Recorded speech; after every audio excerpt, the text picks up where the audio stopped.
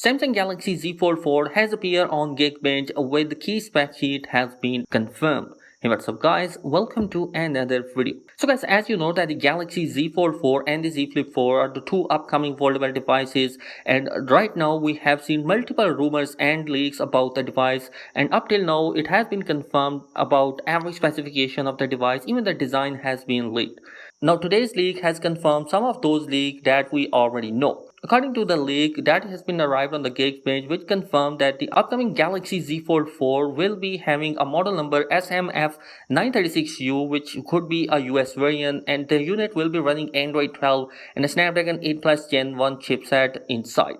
It will be running a 12GB of RAM option. So that is going to be nice, and I think that this is going to be the only RAM variant which you will see in the Galaxy Z Fold 4, because last year Galaxy Z Fold 3 also came with a single 12GB of RAM option, and I don't think that Samsung will be launching a 16GB RAM model this time around. While the RAM amount is likely to remain the same, Samsung is also expected to increase maximum storage from 512GB on Fold 3 to 1TB on the Fold 4, which is going to be really nice. The Fold 4 is also said to be lighter than the Fold 3, but packs a 4400 mAh battery, which is same as the last year.